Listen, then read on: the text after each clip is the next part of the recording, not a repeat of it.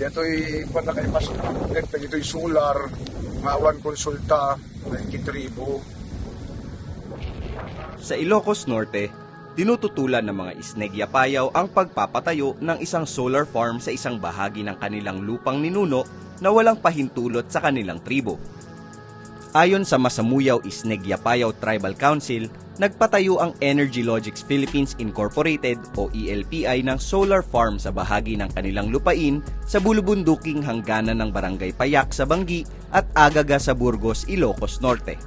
Diin ng Tribal Council, hindi dumaan ang proyekto sa proseso ng Free Prior and Informed Consent o FPIC na rekisitong itinakda ng Indigenous Peoples' Rights Act. Sa amin na ang dito hindi ato, hindi na ipastik lang. Awamit mabalim nga mang pawil kanyada. Ayon kay Padama, tinatayang aabot sa 300 ektarya ng ancestral domain ng mga Isneg-Yapayaw ang saklaw ng nasabing proyekto.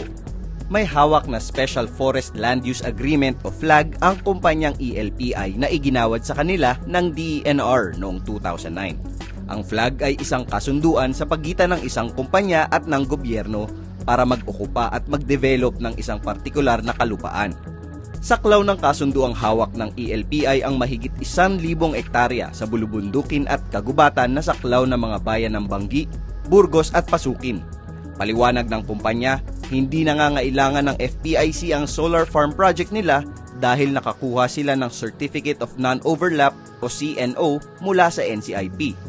Ang CNO ay katibayang walang lupang ninunong masasaklaw ang lupaing pagtatayuan ng proyekto. Gayunman, sa CNO na ipinakita ng ELPI, hindi kasama ang Barangay Payak Banggi kahit pasaklaw din ito ng proyektong kanilang itinayo. Reklamo ng mga Isneg-Yapayaw, hindi na nga nagpaalam sa kanilang tribo ang kumpanya. Ngayon, pahirapan na rin makapunta sa ilang bahagi ng kanilang lupang ninuno dahil sa solar farm. Napanday nalatan dito mismo ancestral domain daka mga adda mulmulan at taunig. Kapag ka mag-spray ang pasabong timangga, di na kami pastre kayo nun. Ayon sa NCIP Ilocos Norte, sinabi na nito sa ELPI noon pang March 2019 na may mga parte ng lupang ninuno na sinaklaw ang kanilang proyekto. While it is true na merong na-issue na Certificate of Non-Overlap, pero na-correct yun, kumbaga it was later discovered na yung palang nag-construct na ng ELPI is within the ancestral domain, ancestral lands of our IPs in Masamuyaw. Para igiit ang kanilang karapatan sa kanilang ancestral domain, ilang ulit nang naghain ng formal na reklamo ang mga Isneg-Yapayaw sa NCIP para magdaos ng FPIC kaugnay ng proyekto. Gayunman, hanggang ngayon, wala pa rin daw aksyon ang NCIP.